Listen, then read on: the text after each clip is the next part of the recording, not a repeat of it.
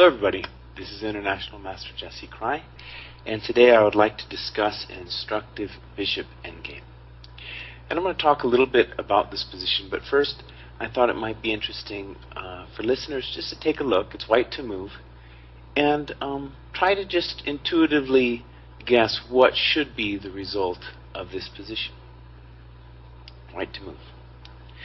Okay, so I'm going to just talk a little bit about the game itself. The game was Polgar Barca 1968. Now I need to say, however, this is not any of the Polgar family. I don't think it's not the dad. I don't think he might be a distant cousin. I have no idea. Polgar is a kind of common name in Hungary. I think it means citizen or something like that. So this is from 1968. And one thing that I think was interesting to me about this position was that if this game were played in a modern tournament, a position of this kind, which is already deep into the game, both players would be blitzing. But this is 1968 where this game was played, so I reckon both players probably had significant time to think about things, and also it might have even been adjourned. Okay, so now I'm going to give a piece of information about this position. You can look at this position as a problem if you like, and if you want, I'll even tell you it's white to play and win. White can win this position. And this, to me, is a little bit counterintuitive. See, it seems that black's king is very much better than white's king, and also this pawn on c4 is just very fragile. So it's surprising to me that white's winning this position. And I think the only way to intuitively understand this is if it is indeed winning for white, the only reason it is winning is that white has fixed black's pawns all on light squares. And that's going to be the key factor in this position. So if you'd like, you can stop the recorder and try to see how white can win from here. Let's take a look. First of all, if we just play normal moves, nothing's going to happen. Say bishop takes b7, black takes the pawn, and since we have to worry about our bishop being trapped in there, so we have to get out, and then black just starts gobbling everything up. Okay, so in this position, also, if we played, say, c5, then black could just play king c7, and he doesn't need to do anything now. Now he has a fortress, because the only way white is going to make progress is d5, and even that's not going to help white all that much. So white needs to activate his worst piece, the king on f8. So we play king e8. Black takes the pawn. Now let's take a look if you try something else. Let's say king c7. Now white, however, has bishop e6 protecting the c4 pawn. And all of a sudden now, black has the problem that white is threatening to play king e7 and then simply d5, d6, and the pawn can't be stopped from promoting. So for example, bishop e6, king d6, bishop f7, and now if king c7, then king e7, and d5 can't be stopped. Okay, so maybe another try would be to try to stop the king's entrance into the back door like this by controlling c8. But now a very unfortunate thing happens to black. He's actually made it. That's a big check, c5. And I thought I'd stop for a moment and just talk about the aesthetic virtues of this position. Obviously, it's aesthetically beautiful because of the mate in kind of an unusual way, but more important strategically, notice that all of white's pawns are on dark squares and all of black's pawns are on light squares. And I think both in the end game and in the middle game, if you have the same color bishops, it's a huge advantage to have your pawns on the opposite color of your bishop. And a lot of beginning players will put them on the same color, thinking that they'll be protected that way. But see, on the opposite color, what happens is these pawns, let's just look at the pawns on c5 and d4. They're controlling the dark squares, and the bishop controls the light squares.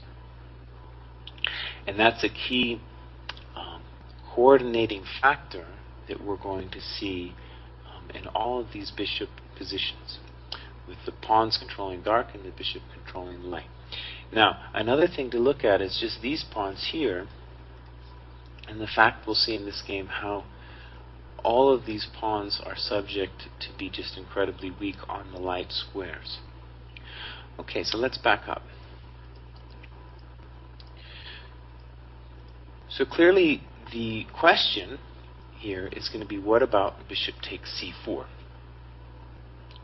And this, I admit, is when I tried to solve this problem, I had a real hard time seeing how white was even going to dream about winning this position. Let's look how he does it. King d8, very important, activate. Notice again, if bishop takes, then just king c7, and white isn't accomplishing anything. So king d8. Now, the only way for black to do anything is to come after this d pawn. So king d5, takes, takes, takes. Now, intuitively, I think to many people here, it will feel like white can't win this position. But it's actually very instructive how white ends up doing this. Now, king c3 is a logical move. And I think here would be another good chance to stop the recorder and see if you can try to win this position for white. It's white to play and win. Okay, so in this position, if we play, the kind of natural move would be to play b5. But the problem with b5 is black just takes and then comes and wins our pawn, and it's a draw.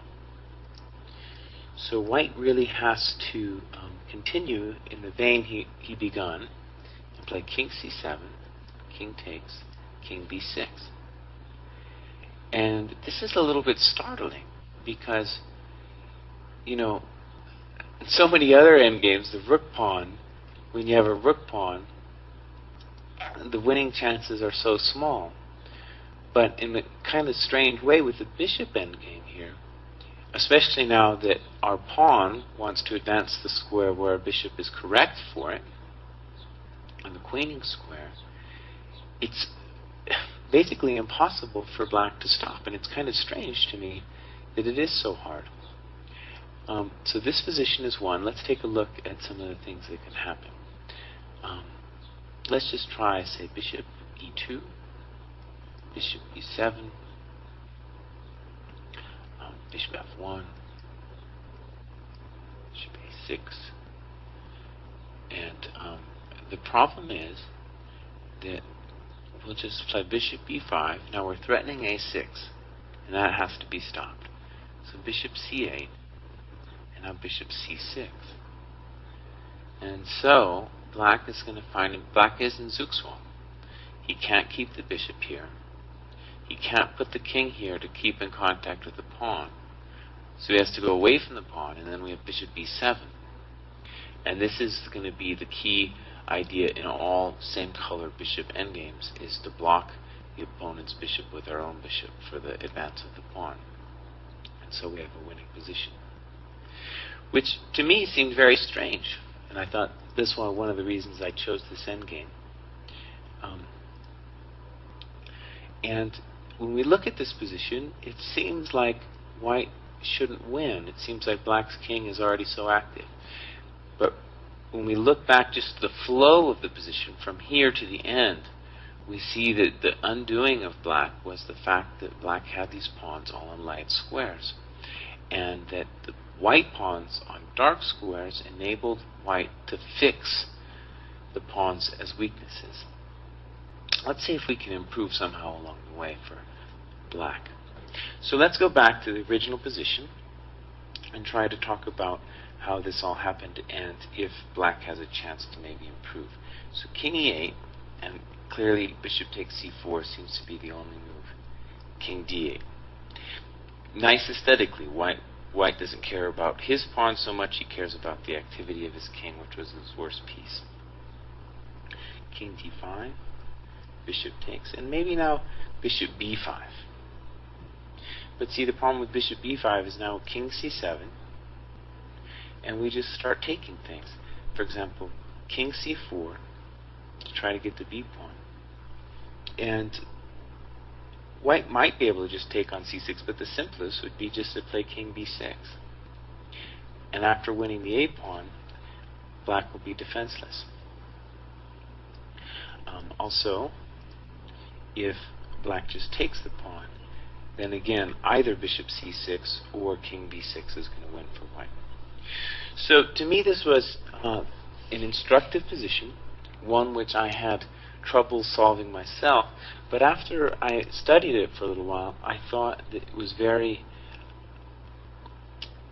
paradigmatic for how a lot of these bishop endgames are going to work, and also really indicative of the power of fixing your opponent's pawns on the color of his bishop when you have the same color bishop.